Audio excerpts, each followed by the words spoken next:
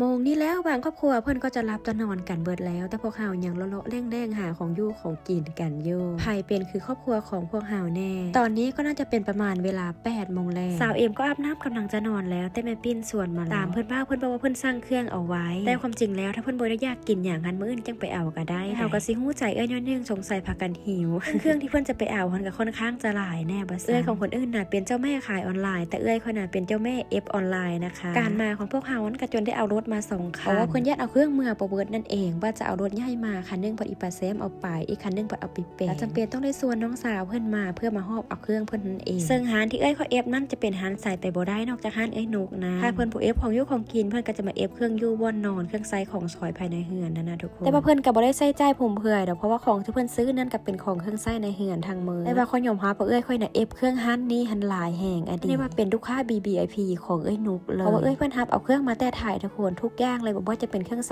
ของซอยของยุ่ของกินมีครบเกือบครบวงจรเวลาพวกเฮามานั้นเอ้ยค่อยมาเอาย่างนึงแต่บ่เคยได้จักเธอหรอกได้เมื่อเป็นคันย่างไปย่างมาพอดีร้านสาวค่อยมาเจอของที่ถึกใจแต่ว่าของสิ่งนั้นยังมีสิ้นเดียวทุกคนก็ได้เป่าวิมซุปกันเอาแบบนี้ไผ่ชนะคนนั้นก็คือได้ไปครอบครองจ้ามือกันเดย์เขาแต่มือน้ำหลานค่อยได้ซื้ออย่างก็ต้องซื้อคือกันในทุกคนบ่แม่นคู่แฝดเด้อแต่ว่าอยากได้คือกันอยากมีคือกันผู้เอ้ยกับพ่อเอ้ยผู้น้องกับพ่อน้องบ่มีไผ่ย้อมไผ่เลยทุกคนหลานของคนอื่นก็เป็นคือหลานค่อยอยู่บ่พี่น้องป้องป่ายเอ้ยมาเบิ่งในส่วนอาหารการกินของเพิ่นทุกคนมีหลายอันหลายแนวของข้าวของหวานมีครบเลยแต่พากันได้ตามสิ่งที่ตัวเองต้องการแล้วก็ขนขึ้นรถคนล่างจ้าทุกคนเบิ่งแต่สภาพเอารถใหญ่มาเป็นคันกับบ่อยากมืดผู้เล็กของพวกนี้นะ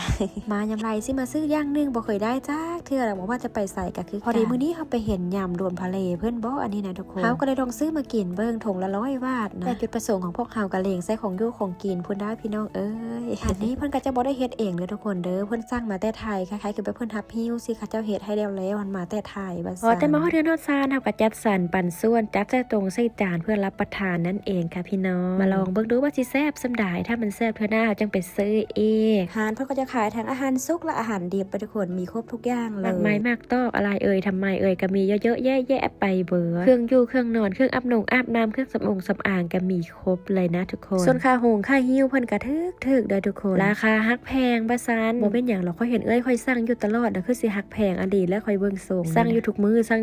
ทุกเบนไม้เพิ่นเสียมยำรวมทะเลเบิ่งทุกคนเพิ่นก็บอกว่าแซ่บใส่ได้อยู่ได้ว่าแต่สำหรับสาวเอ็มไลฟ์สาวเอ็มคอมเมนต์สาวเอ็มบอกว่ามันยักส้มเกินไปอันพักกะล่ำปีนี่นะเพิ่นให้มาป้าที่โทรมาคือว่าปลาล่ำปลาเหลือแท้ทุกคนแน่ใจว่ายำรวมทะเลหรือว่ายำกะล่ำปีกันแน่เนาะ